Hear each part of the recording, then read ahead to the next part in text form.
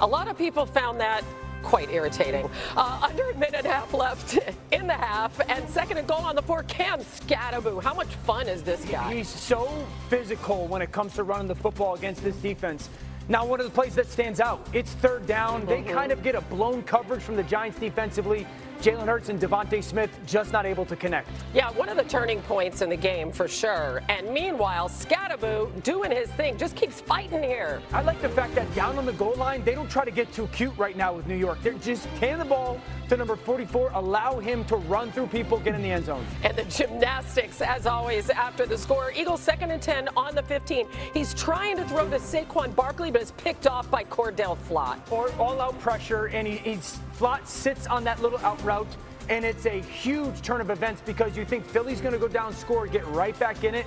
It's a massive takeaway for the Giants defense. It had been 305 consecutive passes without a pick for him. First and goal at the 1. Once again, Scatterbo. Yeah, there it is. The physical presence of this offense is completely revamped in a matter of a couple weeks.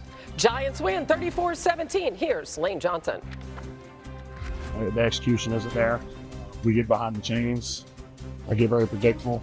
At the end of the day, we got to be able to keep the defense guessing, not be predictable. I don't get into that's predictable or pointing fingers. Like, I'm not gonna. I think KP's doing a hell of a job, but we all got to be better, and that's just the truth.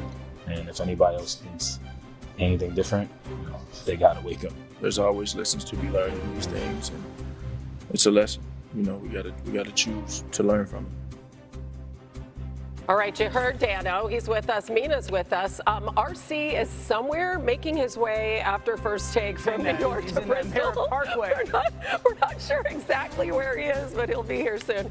Dano, maybe the Eagles aren't sure exactly where they is. Where are they? What concerns you the most? I mean, there's a lot, but right now that's just too predictable. And when you are a gun-centric football team, 99% of the time, last night there was only really one snap underneath the center, there's tells that you're giving the defense of what more than likely is happening.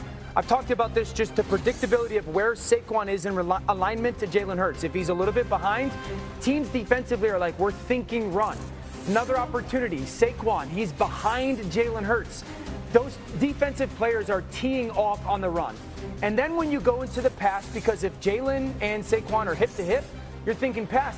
A lot of their pass concepts are the same thing. This is early. They run that little stick and out route. A little bit later, they run that little stick and out route. Teams are now not only anticipating pass, but what kind.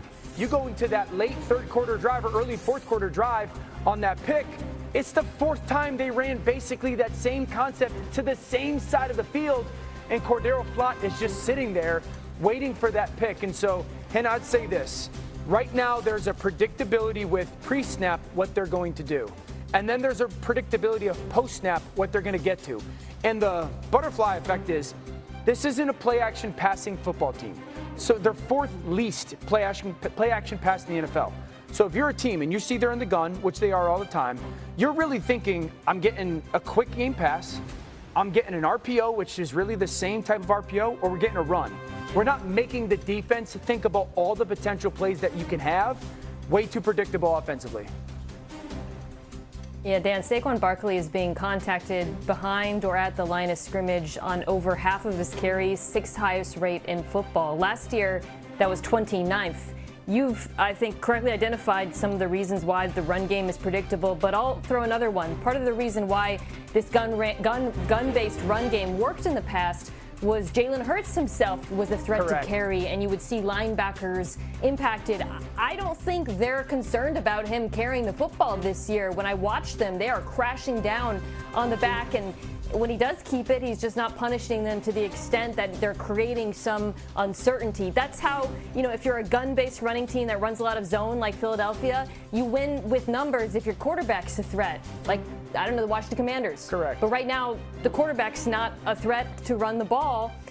I think this whole thing has to be ripped up and redone. The run game in particular, but is what I'm talking about, because at the moment, The offensive line, there's some injuries there. Obviously, they're not getting the kind of push they did. But I think the bigger problem by far is what you are talking about, which is defense is completely keying in on Saquon Barkley and not being afraid of anything else. Yeah, which is exactly what Lane Johnson said. I mean, he just spelled it out, like we're too predictable, we have to mix it up. Is it realistic? Mina talked about tearing this thing kind of down to the studs. Can this be fixed quickly? Well, there's no doubt. This is a very well-coached football team. Sirianni and the Eagles have been here. I'd say this, though.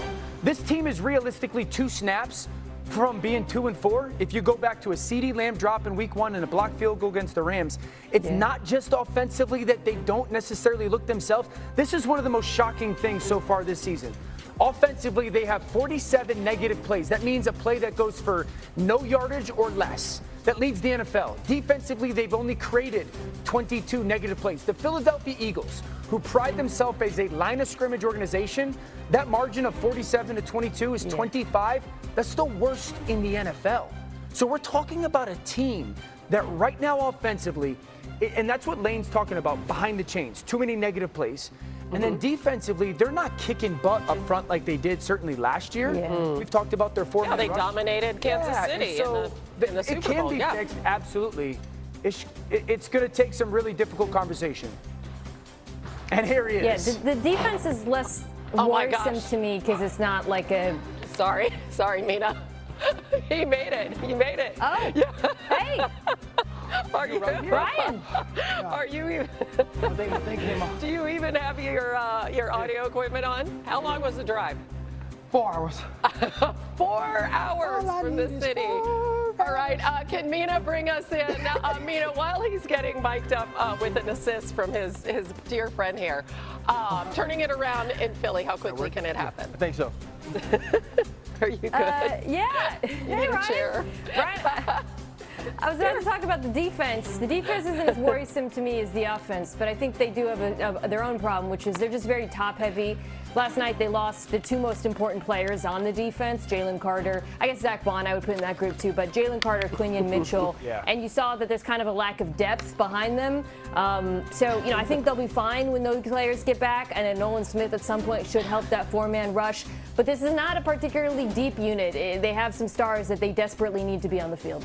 All right, have you caught your breath? Yeah, I'm good to go. Weigh in. I was being a little dramatic. I actually walked just from over there. I love what Mina's saying, though. I heard Dan, though. He talked about being able to create negative plays, right? And also being able to do it on both sides of the football. They don't have the people right now defensively. Like when you look at this team without Quinion Mitchell last night, also we obviously knew that Jalen Carter was sidelined. Who's going to make the special football plays? Who's going to turn the football over? How are they going to get pressure on the quarterback? And Jackson Dart had his way. The most disappointing thing to me last night, though, was watching their defense tackle Scatterbo as the night went along. And I'm talking about starters, veterans. He brought the physicality to them. And it reminded me of 2 years ago before Vic